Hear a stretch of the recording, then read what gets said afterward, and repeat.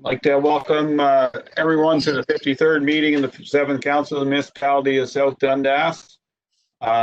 Special meeting to deal with very timely issues.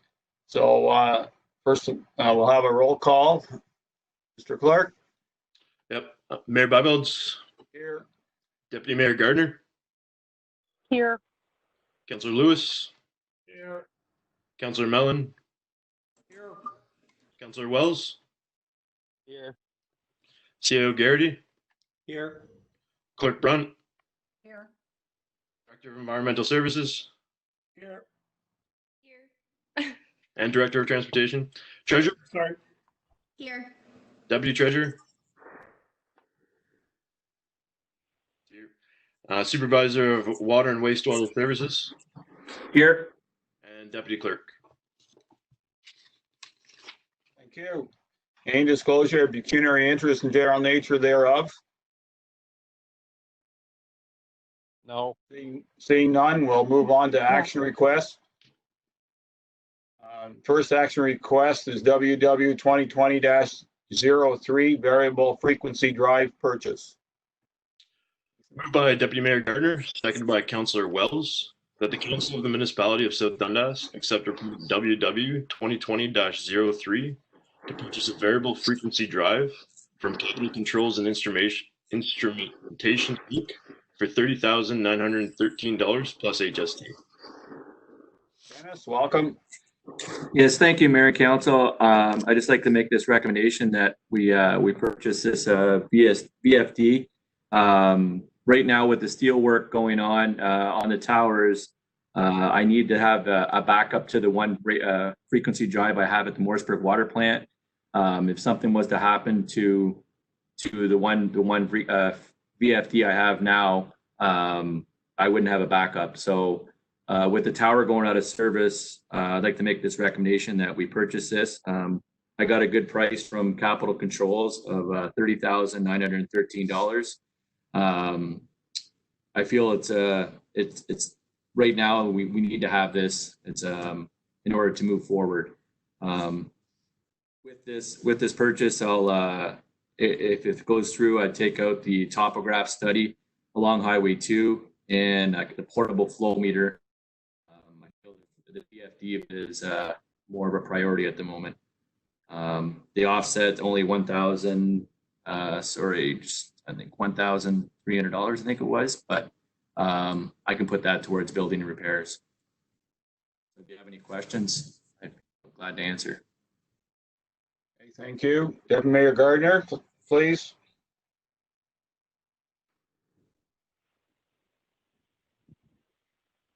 Don't hear you, Deputy Mayor. I have no questions, Mayor. Thank you. Councillor Lewis. No questions, Mayor. Councillor Mellon. Yeah, Dennis, you're saying you need this for Morrisburg, but when we're doing the work on the Iroquois Tower, would you not need one for it, or enlighten me how that's going to work? Like if Morrisburg Tower is out of commission, you need it for there, a backup.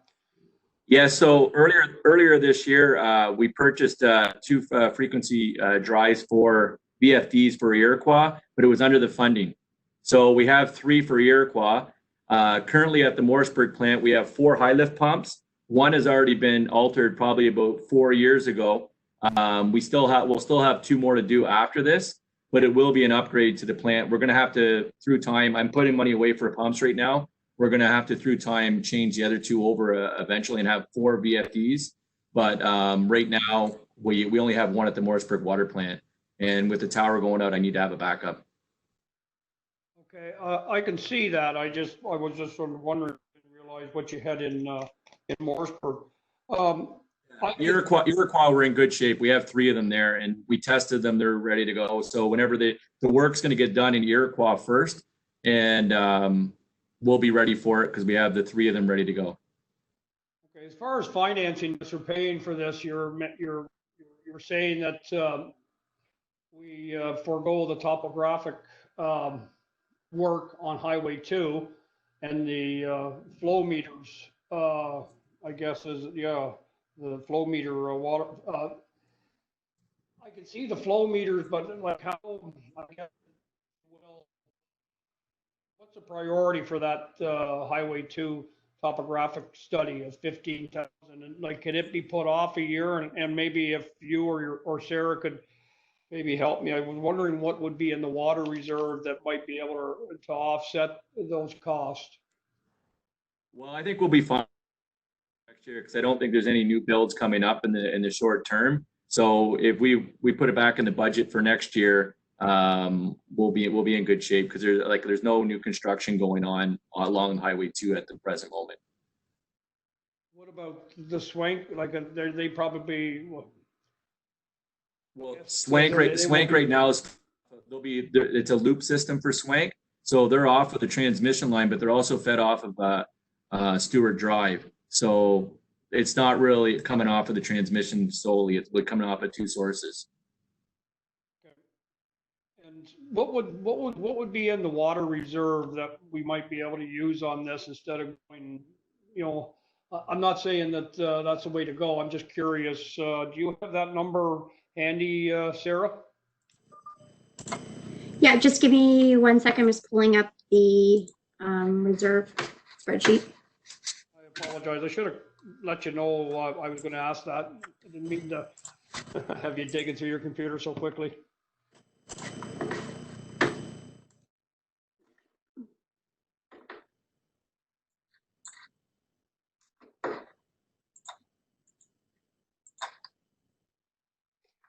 So we had, whenever we went through budget last year, well, this year, I guess for 2020, we basically drained the water reserves to fund all the capital purchases, but we did have surplus in 2019, so that was 132,000. So we were using some of that to fund 2020, but there is excess room. It'd be a little less than 132 then. Yeah. Okay, thank you. I mean, Council Wells? Yes, Dennis, that you were saying, well, actually, Councillor Mellon answered a couple of my questions there. But with this backup, like how often, like I'm not quite up on everything, the frequency and everything, but as a backup, which I think we should have backups on everything, especially stuff like this. But how often does that stuff break down a lot, Dennis? Or No, it doesn't. But so how it works right now with the VFD, what that does is whenever the pump comes on, you can set the pump pressure to whatever limit you want. So we'd set it to the pressure to the town at 60 psi, where if you're using just a normal drive system, the pump would just ramp up and there's no controlling it. It would just ramp up. It could go up to 100 pounds of pressure. You can blow the mains in the street. So you have to have a frequency drive in there. So it'll ramp up. It'll only go to 60 psi, and then we won't have any water main breaks. We have one current. We have a VFD. The chances of it going out are slim, but I mean, I don't feel comfortable running with one. I mean, if that one went out, a power outage or a surge or something like that, we have to have a backup. okay. No, that's fully understood, and I'm sure our water department's in good hands with you, Dennis. So I'm good with it. Thank you. Thank you. Okay, then, and I'll call the vote then, Mr. Clerk. Sure.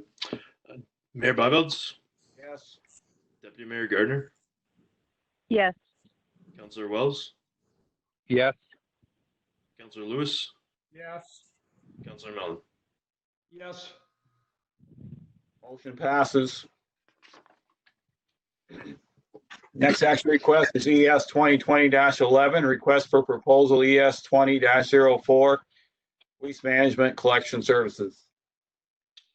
Moved by Councillor Wells, seconded by Councillor Lewis, that the Council of the Municipality of South Dundas accept report ES 2020-11 toward RFP ES 20-04 to HGC Management Inc., being the best proposal meeting specifications at the total contract price of $637,000 plus HST for Part A and Part B services for 2021, with a standard CPI increase applied per year following the first year.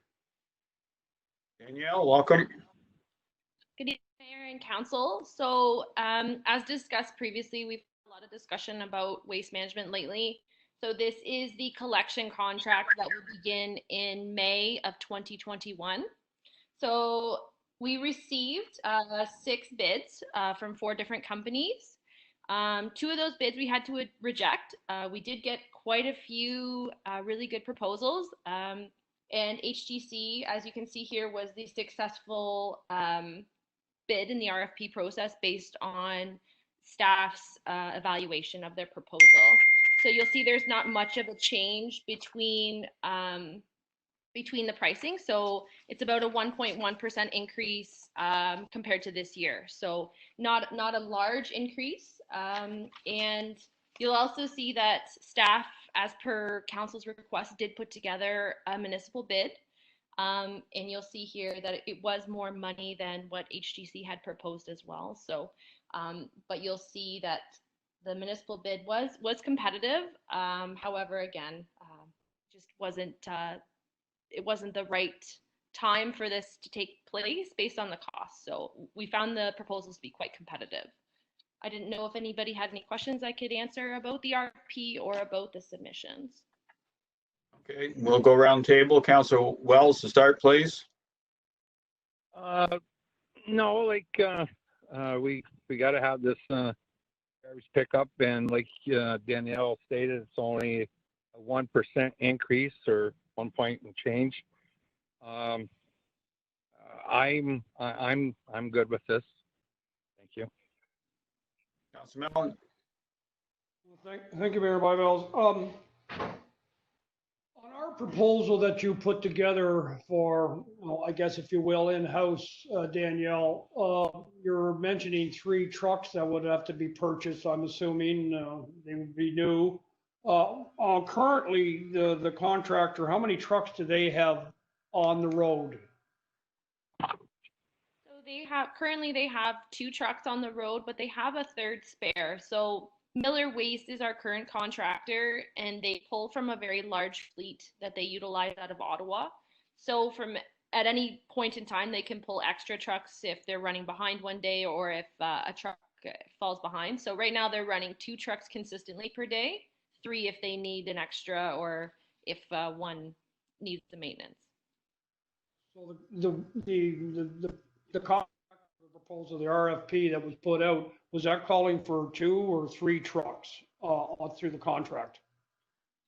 So the RFP, the purpose of the RFP was to receive proposals on how companies would complete our routes that we already have in existence. So they were able to submit how many trucks they would like to provide. So it's not like a tender where we ask them for a specific number.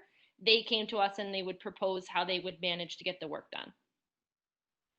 Were they proposing 2 trucks or 3 trucks? So they're proposing 2 trucks and a third for a spare. So the same model that we currently utilize. Sorry. Also, you mentioned a coverall in our proposal. I guess maybe you or Jeff would be able to answer that. I can see the need for keeping those trucks inside maybe in the wintertime so that they're ready to go first thing in the morning, especially if they're going to be running 4 or 5 days a week. I guess there's no room back at Matilda Public Works garage to be able to house those trucks, or is the coverall an absolute necessity? So I don't want to speak for Jeff, but I would say that there's definitely not space for 3 new garbage trucks at Matilda. I know Jeff uses his coverall and his outbuildings for all of the equipment that he currently has. Garbage trucks are quite long, so they would require additional storage for sure. So that's why we included the coverall in our submission, so we would have somewhere to store them. One more question, I'm sorry but in your workforce for the in-house bid, you had 1 supervisor, 2 operators, and a seasonal collector. I can see the 2 operators and seasonal collector. Would the supervisor be actually out on the road on the truck, or would just be an office staff? No, so as part of the municipal bid, the supervisor would be a route supervisor. So following up with missed collections, if there's a truck breakdown, scheduling the maintenance, looking after, the replacement of the fleet or tires or ordering parts. So all of the submissions we received from outside third parties, they all had a driver, like a driver supervisor or an operator supervisor. So they all submitted a supervisor position. So we felt that from a municipal angle, it would be nice to have someone there to utilize for those kind of things. All right, as long as we're comparing apples to apples with the in-house and the contract service, it looks like you got that sort of covered, Danielle. Thank you. Councilor Lewis. No, I have no questions. Just good work, Danielle. 1%, that's not a bad increase for over a year. So good work. Thank you. Deputy Mayor Gardner. Thanks, Mayor Byveld. I have a couple of questions, actually. Danielle, I'm just wondering, so with the township bid, what would that look like in year 2? Because obviously the purchasing of the trucks would be the big expense. But do you know forecasted what it would look like and roughly what the maintenance would be on that fleet? Yeah, so based on the submission in your report, so the amount that we submitted for 727,356, that would be pretty consistent year over year with a standard 2% increase. So we accounted for maintenance within that submission. So unfortunately I apologize, I don't have those numbers right in front of me, but the maintenance was a significant portion. As part of the municipal bid, we also were sure to put aside money into a reserve to buy future trucks, so that if we needed to replace a truck, we could do that. Similarly to how third-party contractors would do the same if they needed to replace a truck. So we included maintenance, gas, parts, tires, all sorts of things into this bid to try and make sure that we had our bases covered if it was selected. Okay, perfect. And my apologies, I'm trying to balance the phone call with reading the agenda on a very small screen. So sorry if I missed that. Thank you. That's it. Okay.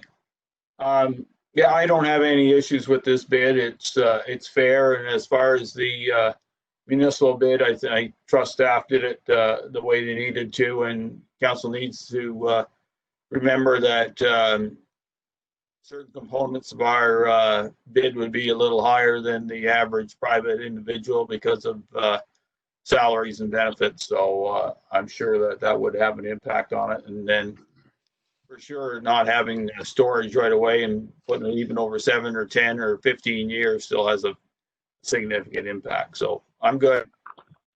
If there's nothing else, yes, Councilor Mellon. I'm sorry. Yeah. So when you would come to take the vote on this for Part A and Part B of services, Part A would be awarding the contract to whoever it is. Sorry. What's Part B? So I apologize, Councillor Mellon. I should have explained better when I started speaking. Part A and Part B are part of the RFP. So when we're awarding the contract, we want to make sure we're awarding Parts A and Parts B, because there was also options C, D, and E, and F. And those options were just some things that council wanted us to consider, like biweekly garbage collection, leaf and yard waste collection. So that's what Parts A and B are. So Part A is weekly garbage collection Part A is weekly recycling collection, and Part B is weekly garbage collection. So Thank you. I explained that earlier. We all good?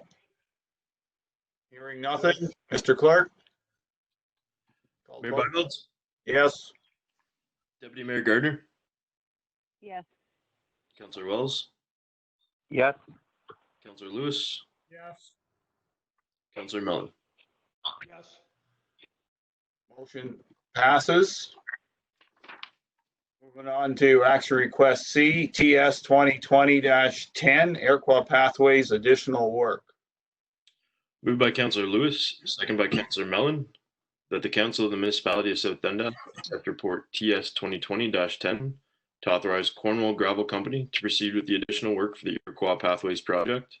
Work area number 1 for $110,250 plus HST, additional 2 inches of granular A for $12,000 plus HST, and additional reinstatement for $11,300 plus HST. Okay, Jeff, welcome. Thank you, Mayor and Council. So at the May 4th council meeting, report number 2000 or TS 2020-03 was presented to council for the results of the Iroquois pathways. At that time, staff made the recommendation that due to the pricing which came in, to add an additional 2 inches of granular base to the pathway before the asphalt goes on. After the meeting, the Iroquois waterfront approached myself and asked for some additional work. So at that point, I went out to the Iroquois pathways with Cornwall gravel, and we did a walkabout, and we broke the areas into 4 separate work zones. And I asked for pricing for each, and those were off of those maps, which we attached to the report.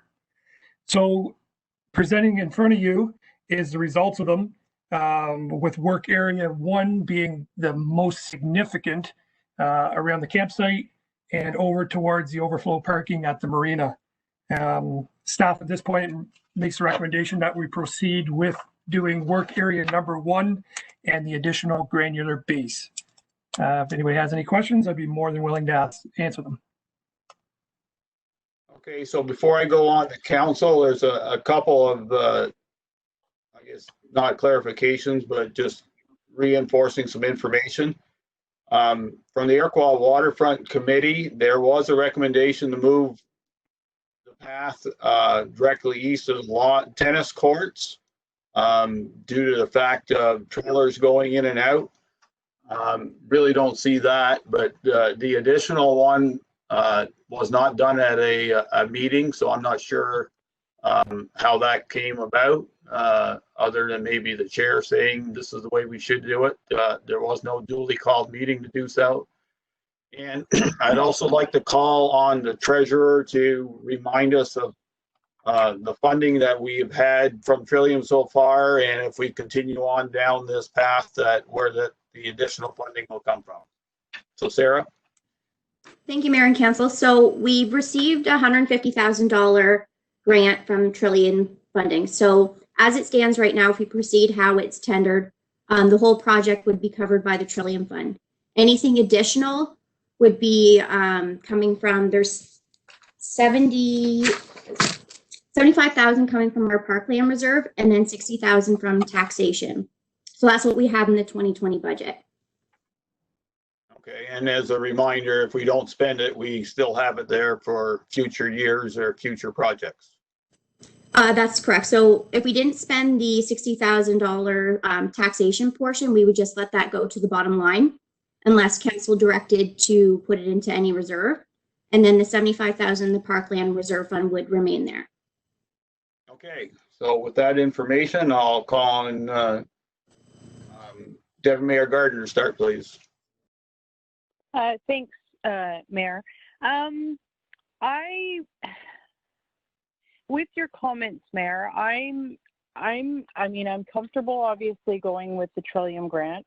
I think working on that path is a great addition to Iroquois. It's necessary.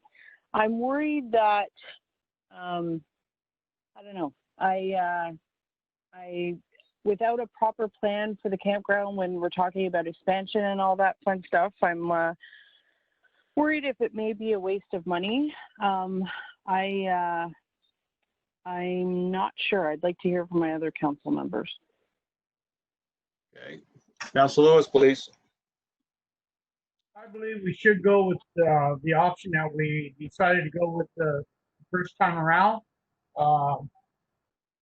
I really can't see us moving on with the campsite for a few years yet. And we have that money in the bank anyways, we'll say.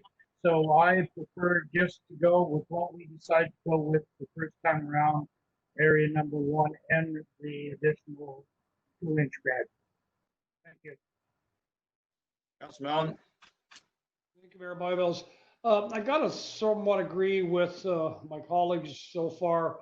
I guess the only stickler would be, if we go ahead and do the pathway by the campground and in a year or two down the road, I mean, that's been looked at and talked about now for several years of expanding the campground.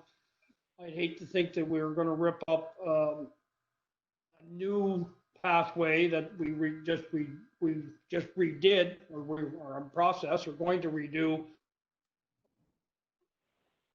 put it out around and give us some more room for possible expansion at the campground. Um, it would have been nice if we could have sort of done this in reverse, where we could have looked at, what we're going to do with the campground, going forward, maybe in a year or so, and then try and work the pathway around it. I think as Deputy Mayor Gardner's already sort of mentioned that, without knowing what we're going to do with the campground, it sort of makes it a little bit tricky. We have the money there. We have to take it out of reserves and taxation, where the Trillium grant will pay for what we originally wanted to do. So the only thing, I guess, if we were going to go proceed with this, is to maybe put the extra 2-inch granular in, which would, I think help us a lot. But whether or not we reroute those, that pathway around by the campground, that's a hard, yeah, I'm not sure about that one.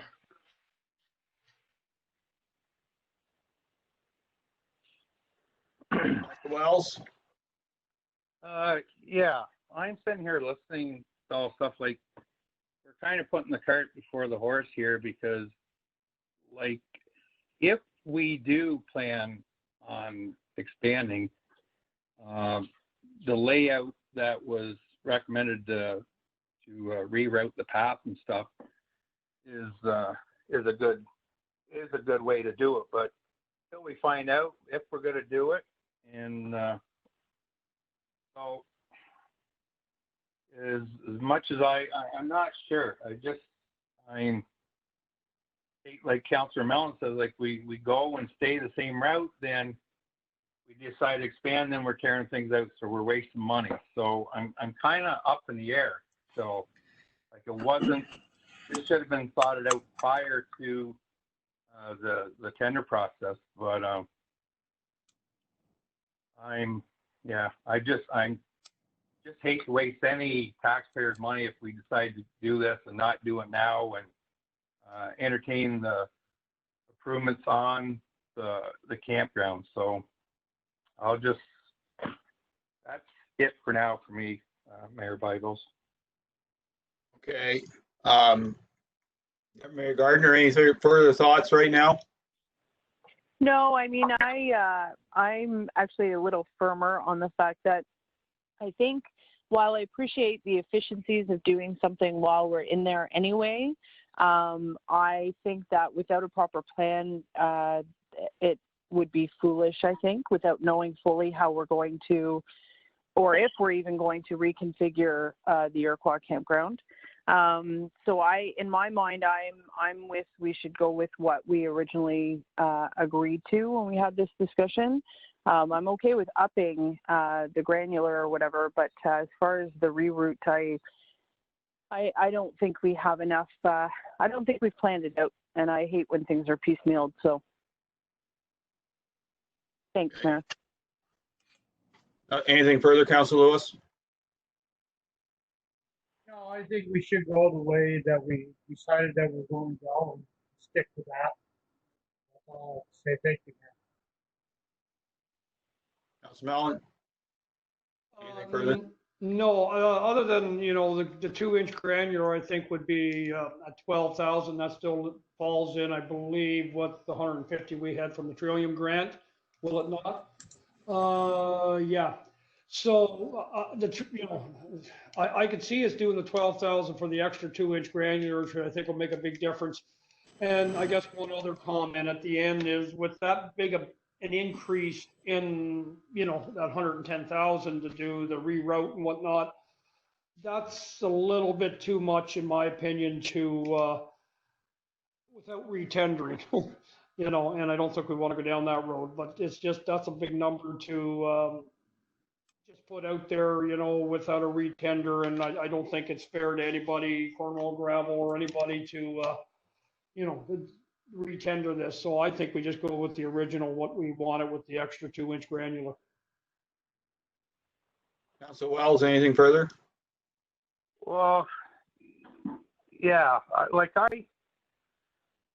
again, I just hate to see that if we, down the road, we waste it. I know, I would like to put this off for, like, how long, Shannon, is there a time limit on this grant that we have to use it right away? Or I know Cornwall Gravel would have a schedule the way they would want to get it done. But is there any way we can put it off and maybe get a plan and have another discussion on a plan on that we might expand or not? It's just, this is the time to do it. I don't know how, like, I was over there and see the amount that has to be expanded.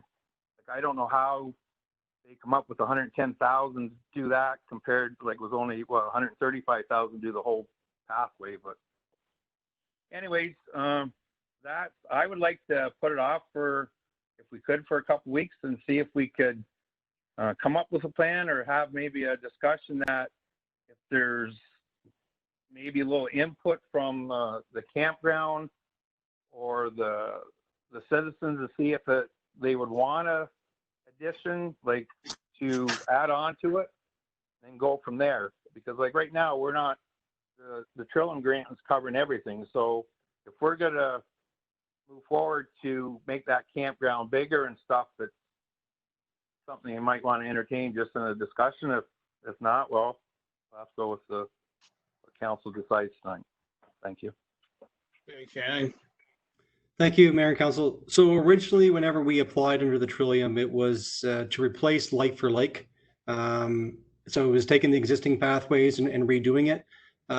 We are under the crunch as far as completion. It is a 1-year project, which we were awarded back in January. So it has to be completed by the end of this year or we lose our funding. So it's something that we wanted to bring, we thought, as staff, timely to bring it to this special meeting so that we can get the approvals needed or direction, and we can get Cornwall Gravel to start scheduling, getting in there and getting the work done, whatever council sees fit. Okay. So we know the timeline. Councilor Wells, you know the world of construction and change orders and how that gets priced. So I think that's probably your 110 answered. Treasurer McMillan had her hand up, so. Thank you. So I just wanted to let council know that if you proceeded with the tender and then the additional granular, and I'm assuming Jeff can correct me if I'm wrong, you have to do the additional reinstatement as well. So that the net cost of that would be $158,694. So we would be using just under $9,000 of our money for the project. Okay.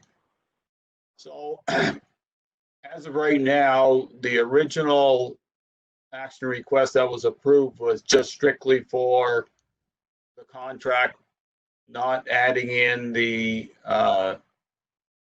additional granular, right, Jeff?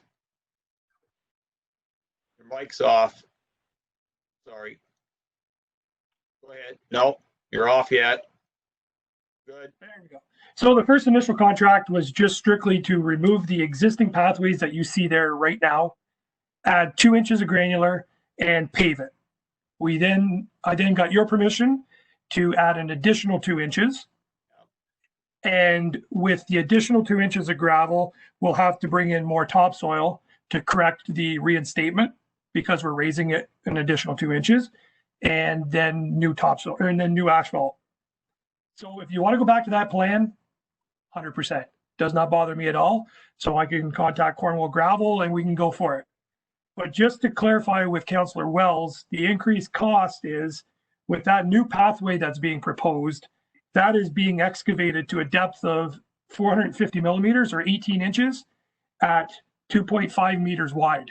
So there's where your added costs come from, because we're starting scratch from brand new.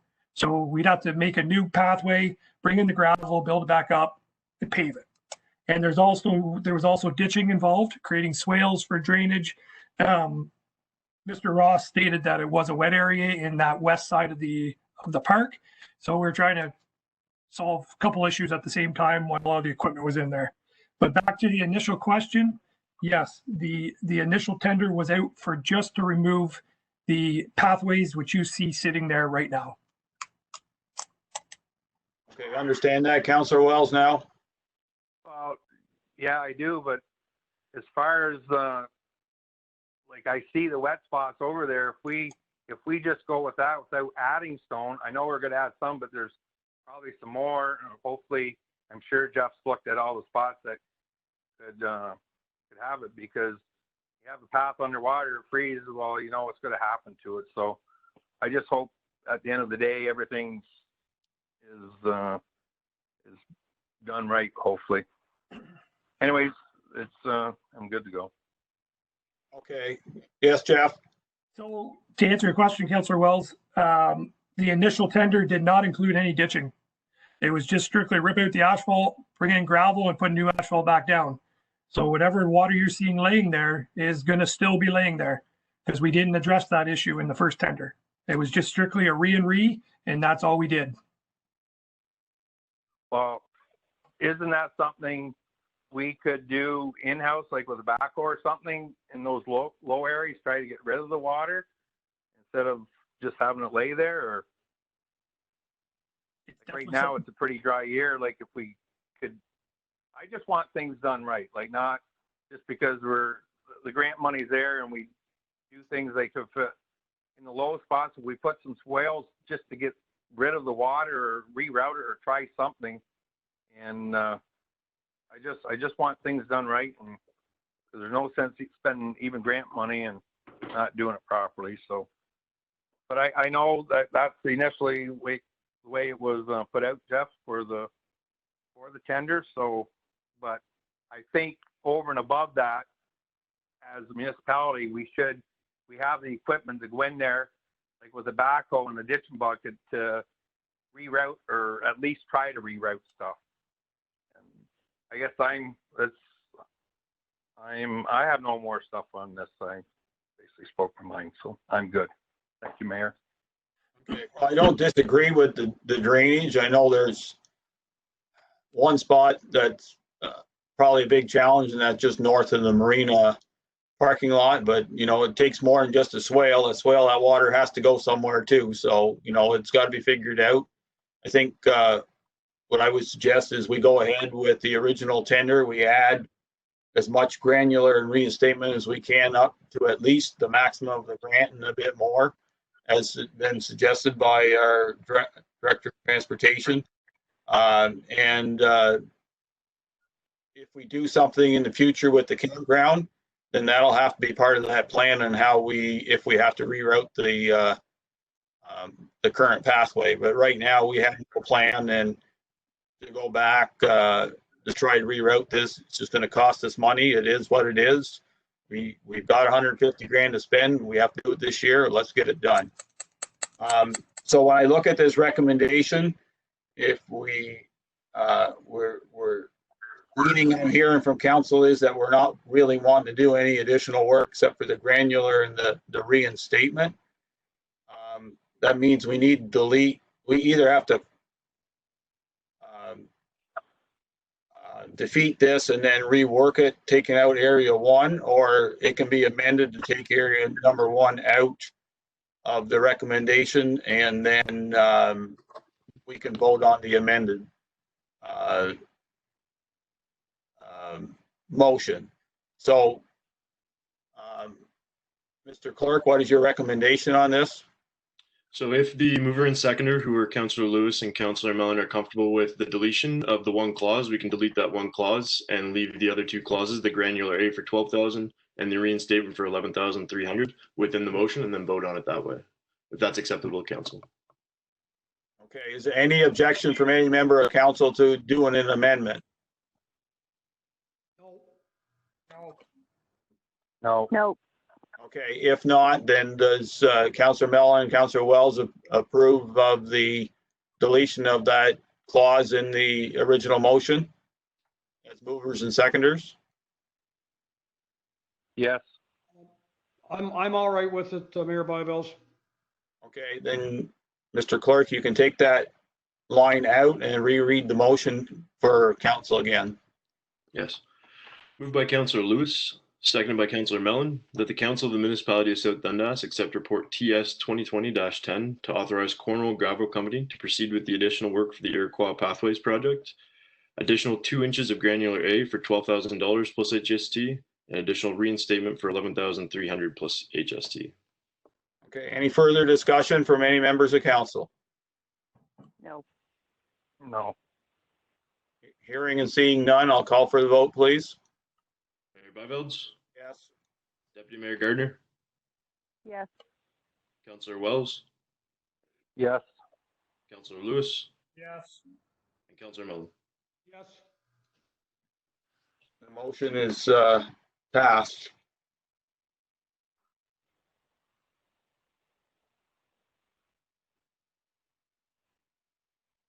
Okay, moving on to some discussion items. First one is a key information report on the rural road and urban settlement identification for curbside collection waste services. So I'll call Danielle again, please. So this kind of ties in with the collection request that we passed earlier this evening. So this is bringing back some information that was requested at the Committee of the Whole meeting in April. It's looking at rural roads and urban settlement identifications for curbside waste collection services. So the first part of this report looks at and seeks council's direction on a few items, such as how we considered which roads would be considered rural in the aspect that only one side of the road would be collected for garbage. So an attachment to this report, you'll see the roads that we have considered, and those roads were considered based on shoulder width, shoulder grade, number of houses on each side of the road, and winter control. And then the second part of the report, it's not necessarily applicable currently, but it's something that council may want to provide us with a little direction on, is the discussion of urban settlement identification. So if council wishes to move forward with potentially looking at leaf and yard waste collection services, staff have outlined some areas within the report that we would consider an urban settlement, which means that the houses are densely it's densely populated in those areas, and that collection services would be more practical. And that would only be for leaf and yard waste collection. So that's all households would still be receiving leaf and yard, or sorry, excuse me, garbage and recycling services. But these urban settlement areas would be the only ones receiving leaf and yard waste if we ever were to move forward with leaf and yard waste collection. Staff's recommendation, though, at this time for leaf and yard waste collection is that we start with these urban settlement areas and seek public consultation and feedback before we move forward with these. But we wanted to present them to council first to see if there are any questions or concerns regarding the rural roads aspect or the urban settlement boundaries for leaf and yard waste collection. Okay, so we'll start the discussion with Councillor Wells, please. Like I said, we had discussions about this before. There was some was for it and some was against it. I think if we do like a survey or whatever to see for the curbside and go from there and see what if it's going to change actually much in price, or if it's not going to change much in price, we may as well just leave it the way it is and go from there. Thank you. Danielle? So just to clarify, Councillor Wells, this does not affect the contract price because this is something, with regards to the rural roads, it doesn't affect the contract price at all because that's what we decided to look into. The leaf and yard waste, yes, the price will be impacted, but I just wanted to clarify that. Okay, thank you, Danielle. Councillor Mellon, please. Thank you, Mayor Byvelds. Yeah, I guess this was, something I was thinking would be a cost-saving measure, and I guess it might be a cost-saving measure if the contract, as I understand you're saying, Danielle, that was sort of part of the contract proposal when we went out looking for a new curbside collecting contract. There is a pile of roads that are going to be exempt from it, and I don't dispute your logic and on the number of roads that would be exempt from just one side. There's enough of them there, especially when you take out all the county roads and stuff. I guess, to me, the ideal way to would have done when I first thought about this was, we just, start at the one end of the municipality and, you just drive up and down each road once. But, I guess when you stop and you think and you look at it and we've had some feedback about it, and I can see that, the logistics, we're going to have trouble with, with the shoulders of the road and the narrow roads and whatnot. So, is it worthwhile, I guess, with all those exempt roads to continue on, or just have the contract, run like it is now, running the truck up and down the road? Will there be any, that won't be any change. If we just say, no, we don't want to do one side pickup, because I'm not sure the logistics of it with all these roads, especially all the county roads, is really worthwhile. And, or just go back to what we're doing now. Would there be any cost savings at all, or would it cost us much more to just go the regular way we're doing it now? Danielle? Yep. So I would have to go back to the contractor. Now that we've awarded the RFP to HDC Management, I would be able to go back to them and see if there would be a cost increase. I'm not really sure, to be honest, because we did submit this as part of the RFP because it's in the bylaw. So I would have to go back to them and speak with them about it. They did know that some roads wouldn't qualify for rural road collection, so they are aware of some of these roads not being exempt from that. But I can check for you and report back on if there's going to be any increase. This is a case where we put the cart before the horse. Okay. We're going to have to go back, and if we find out the contractor wants more, just continue to do it the way we are now. I guess we continue on with what you're proposing in here with the exempt roads. I guess it's a workable solution, especially if it's going to be an increase if we go back and say we want you to do every road.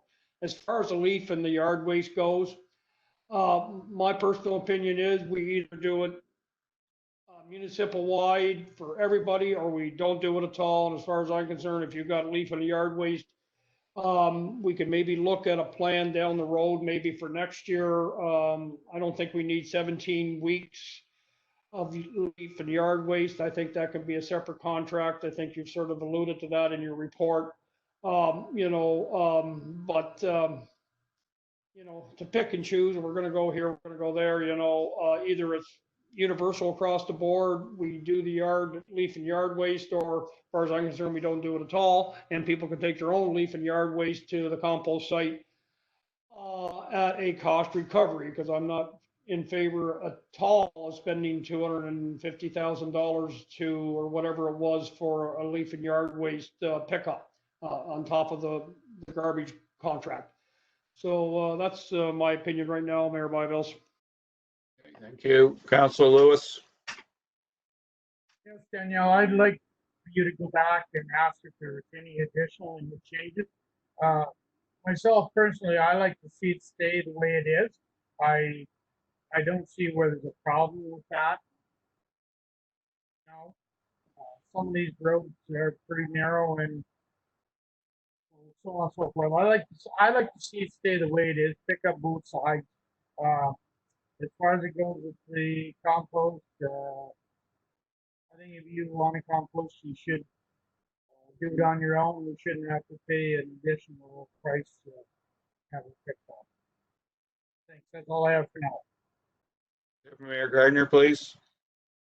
Thanks, Mayor Byveldt. I actually am okay with the proposal of having the multi-sides where where it can't be done, the multi-sides, and where it can be done, and it makes sense have the one-sided pickup. I think, may or may not be a cost savings, but I mean, if it's efficient, less of a carbon footprint, then I think that's not a bad thing. I do like the fact that you've mentioned public consultation in your report. I think that this is one of the subject matters that we should probably have some consultation with the public. Everybody has garbage and everyone has to get rid of it. So it makes sense to have some feedback. Personally, I have owned properties, rural properties and in-town properties, and I have had curbside leaf and yard waste pickup. In those communities where they do have it, there is a large uptake of use on it. I've never heard it being anything more than seasonal though, fall pickup, spring pickup, and then maybe Christmas tree pickup. So I think it'd be interesting to have consultation.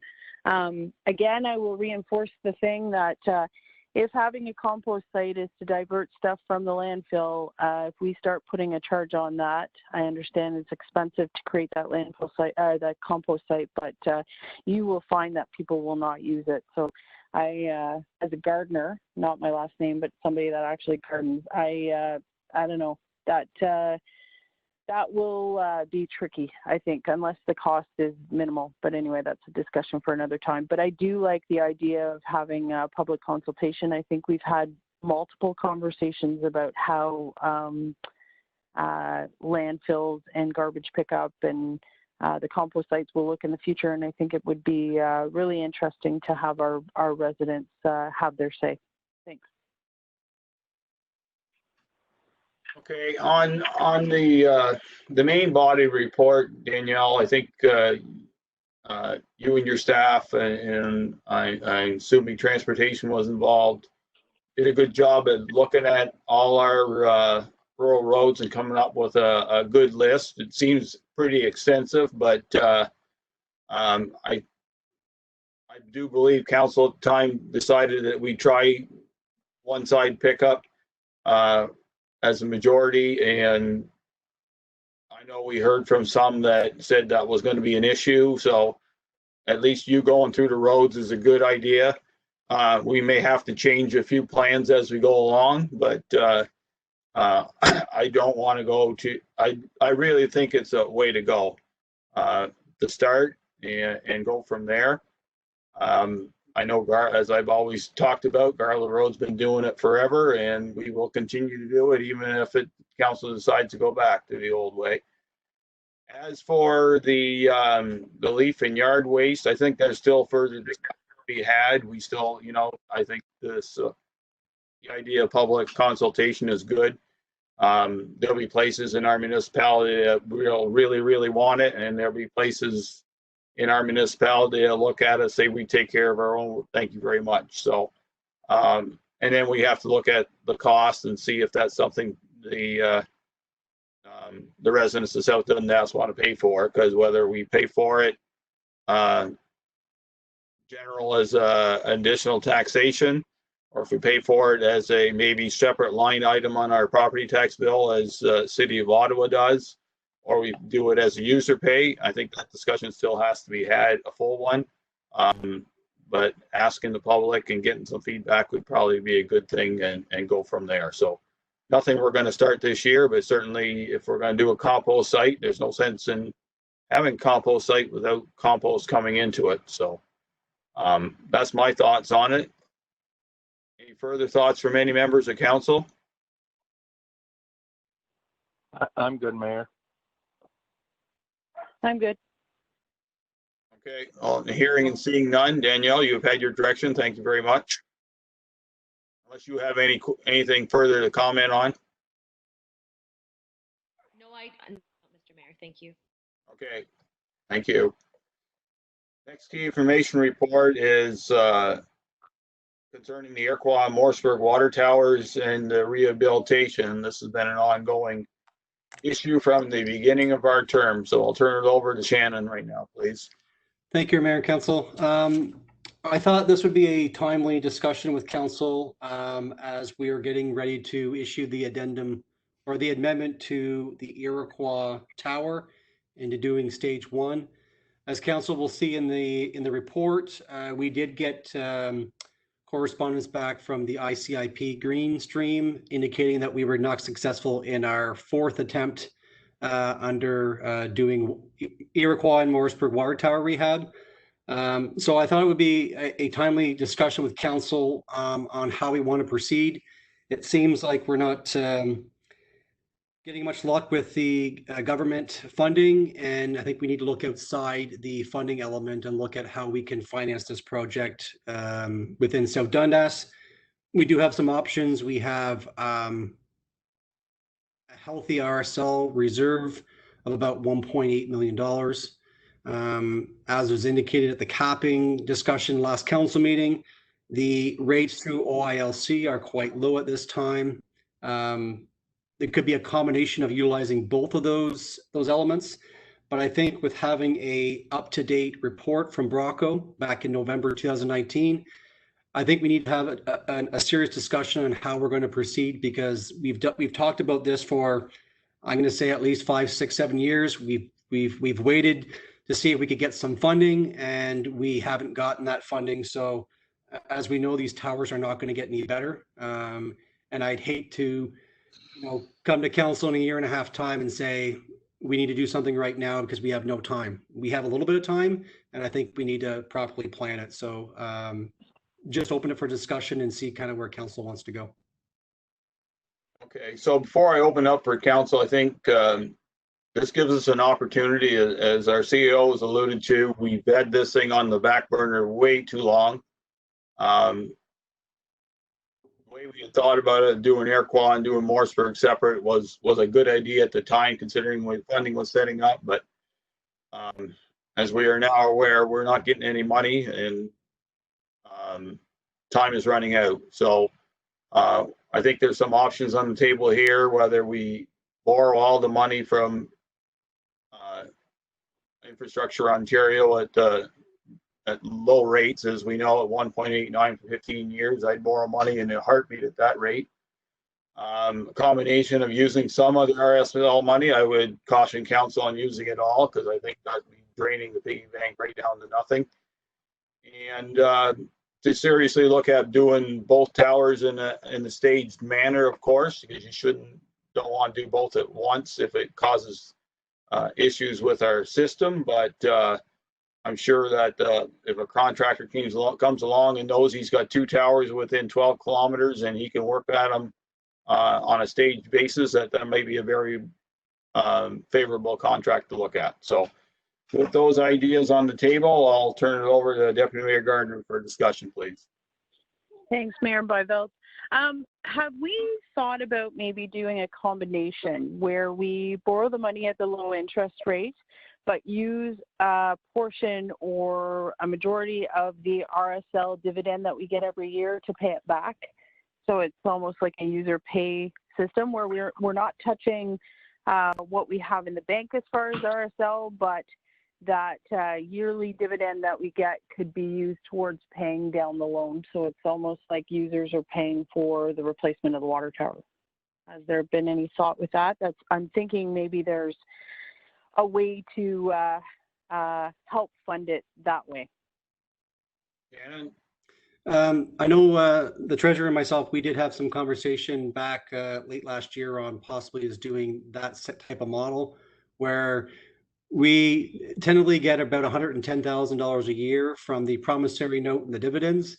We could look at, if we went through OILC, of doing a partial debenture payment from the RSL money we get in annually, and then a partial on the water rates. So it could be that combination where we're not depleting our reserve, but moving forward, we're still putting half that money away in the reserve every year, but also using it towards our debenture payments. Yeah, that's kind of my thought process. I to Mayor Byveld's point, obviously we don't want to drain that account. I think that would be foolish, but there's very few models where you know that you're going to have this definite income coming in, and if a portion of it, or like you suggest, Shannon, kind of divvy it up and take advantage of the low interest rate. But that way we are using water money to actually pay for structure, right? So that's kind of my thought, something like that. And also to Mayor Byveld's point, this has been going on a long time. I would like to come up with that magic formula and just get it done. Councillor Lewis, please. I like the way you're thinking, Shannon. I really wouldn't want to take all that money from RSL. It's been there for a while, and I know someday that we're going to need it real bad. I know the interest rate is low right now, but did we just want to apply for one of those loans? For a project that we were working on or we're going to work on? So I couldn't hear you, Councillor Lewis. Oh, I'm sorry. Did we not just apply for one of those loans at the low interest for? Yeah. Yeah, for the cap, for the landfill capping. So remember that the capping is a taxation hit, whereas the water tower would be a user fee hit. So it would be just based anybody on the water system. Okay. I like the way you were thinking the first time around. A little bit from the water and a little bit from RSL. That's where my train of thought is right now. I'll listen to see what the rest of my colleagues have to say. Thank you. Councillor Mellon. Yes, yeah, like, I mean, if we, Deputy Mayor Gardner's point, you know, with the low interest rate of being a user pay system, but we've got to keep in mind that, you know, that loan have to be paid back from the water users on Iroquois Morrisburg. So we'd have to keep that in the, you know, in the back of our minds when we're setting water rates. We don't, you know, to keep it affordable for the families out there. But I think that's the way, you know, that's one very good option. I think, you know, with the low interest rate, using the RSL money, it's in there. I know I asked quite a few years about what, you know, that's good for, but now I think we got to keep into consideration that RSL money was from Iroquois, Morrisburg and Williamsburg. So I think who are on RSL. So we'd have to think somehow or another come up with a formula to make sure that we're what money, a percentage of what percentage from Iroquois, Morrisburg, and Williamsburg, I guess, if you will. But if we don't, you know, we can't, I don't think you're right, Mayor Byveld. I don't think we want to use it all. That would be, you know, but I think there is some money there that we could use from RSL, but I think we have to keep in mind that the Williamsburg, the people in Williamsburg that use RSL have paid into that and have been contributing towards that surplus or reserve from RSL. So that would have to be taken into consideration. I think we can maybe do it a combination of both ways. Maybe some low interest rate money paid back with what we make on RSL, but and then we'd have to take into consideration if we take some of that RSL money, how we base that formula for the three RSL. So I do agree we need to have some kind of financial plan in place and move forward. We're getting some done this year, and let's get something done and in place. I don't know if we'll get anything more done this year, but have something in place for next year to continue on with both towers. Councillor Wells. Yeah, yes, I'm agreeing with pretty much everything was said here. The only thing I would like to do is now, since we know we're not getting the money, maybe as soon as we can get back to chambers or whatever, have a committee of whole meeting and go over, like, really sit down and look and crunch numbers here instead of just a discussion here tonight to move forward. I think now, since we know it's us, like, I think it's a meeting that we have to sit down for 2-3 hours and just really go over every little thing and see the bottom line. So, like, I'm in agreement, like, things got to get, like everyone said, we got to get going here, but I would sooner have a committee of whole meeting to discuss just personally, because I think if we get all the numbers and crunch hard, and it'd be And I know we've had several discussions on this, but at the end of the day now, since there's no money coming in, there's going to be a lot of money going out. So we got to make sure we do it right for our residents. So anyways, that's all for me. Everybody else. Okay, thank you. So is council in favor of trying to look at tendering out both towers and just getting the job done? I guess that's option number one. Of course, we have to finance it, but are we in the mood just to get things done? And because it's going to be a year or two project, and we all came into this, and I think every one of us sitting at the Playhouse in Morrisburg said we need to fix the water towers. So is council's mood, yes or no, to go ahead and try to do both at once? Yes. Yes, I would say yes. Yeah, I think we need to, within the next year and a half, get it all done. Okay. See, Shannon, what's I think it should be noted too that, if council does decide to go down that, we do have $341,000 for the CWWF that would go against this project as one whole project. So rather than, costing 1.9 million, it'd be under 1.6 million that we'd be looking at doing a joint, whether finance and debenture type of model. okay? So if we're going to do that, and I think it's a good plan, why don't we? What we should do is ask staff, and we have treasurer and deputy treasurer and CEO can come up. They've heard our leanings to where we'd like to go, and give us some options on financing, whether it's through using RSL directly, using RSL dividends and payments, or and financing. And then if we do financing, how long, over how many years? Because as you go longer out, you pay more interest and the interest rates go up. I think if we base it on half its expected new life expectancy, that would be at least a good start. So I would say no more than 3 options, because once we get into the weeds, we'll be spending a lot of time. And no disrespect to Councillor Wells, I think there's enough.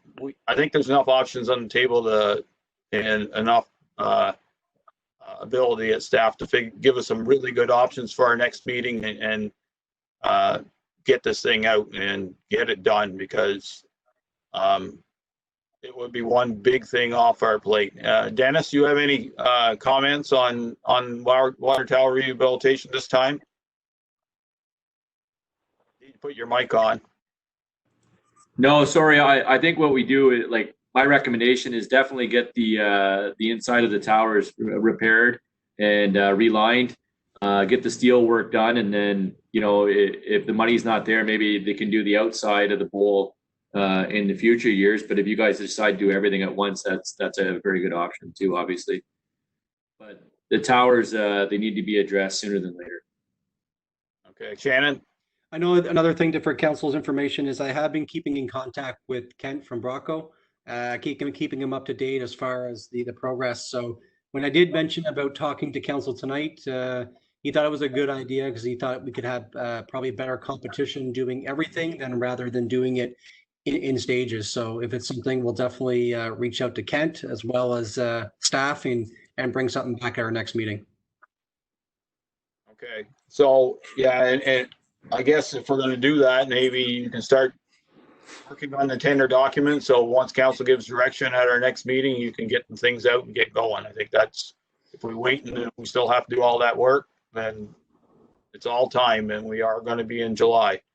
So I'll go once around the table again backwards and make sure that if there's any further comments and suggestions that staff can work on, then we'll go from there. So Councillor Wells, please.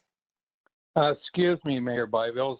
When I went off, my phone, I had a dead spot, so I didn't catch the last 3 or 4 minutes of the conversation or the discussion. So are we often to go to like another committee of whole meeting or something to fewer discussions on this, or? Well, we could, but I think we can give what I've asked staff to come back, we have treasurer, deputy treasurer, and CEO can crunch some numbers for us. Council's already given them a fairly good flavor of where they want to see the financing from and get the project done. Because if we have to have a committee of the whole and we don't know, well, it'll be in July, we could probably, once we get past our first meeting, then we can start thinking about things. But I think it's just, I'm not sure how much more we're going to gain. I think they're the ones that got the numbers and they've got all the finances right there. And unless all of majority council wants to do it, then that would be my suggestion, recommendation. No, no, that works. Like I said, I agree with my colleagues about the financing and whatever. I'm more than positive, like everyone's going to, we're going to make it work. And I do agree with you, Mayor, like we got to get it going. Like I apologize for my phone going dead, but I just want to make sure what I'm agreeing to. So no, I'm all good with everything. Not a problem, Council Wells. That happens in technology. Anything further, Council Mellon? No, I don't think so. I think staff, you're like you've already mentioned, like they can come back with us with 2 or 3 or options as far as financing. I think we got some decent fair numbers of what needs to be done and when, in the time frame that it needs to be done. And those towers aren't going to get any better if we postpone this. So let's giddy up and get going. Council Lewis? No, nothing more for me, Mayor. I think staff has a job that they have to do, and they have a certain amount of time to do it. So no, there's nothing more for me. Thank you. Mayor Gardner? No, thanks, Mayor Byveld. I like this plan. And I also like your idea of getting the tender prepared. So when we make the decision about how we're going to finance it, we can move forward. And nope, this is good. Thank you. Okay, so, and I believe that we're going to try to do all the work. I think as much as we can hold off on the exterior work, I think the Iroquois Tower needs a paint job that not only will it cover up the rust and the white, it'll also cover up a figure of that challenges the respect to Indigenous people. And I know it's an old symbol of the village of Iroquois, but in 2020, it needs to be painted over. If there's anything else, nothing else, then we'll move on. I'm good. So Thank you. So we'll move on to bylaws 2020-48 infrastructure Ontario loan Williamsburg landfill capping. Moved by Councillor Mellon, seconded by Deputy Mayor Gardner. The bylaw number 2020-48 being a bylaw to authorize the submission of an application to the Ontario Infrastructure and Lands Corporation, OILC, for financing certain ongoing capital works for the corporation of the municipality of South Dundas. That council authorized temporary borrowing from OILC to meet expenditures in connection with such works, and that the council authorize term borrowing for such works through the issue of debentures to OILC be read and passed in open council, signed and sealed. Sarah?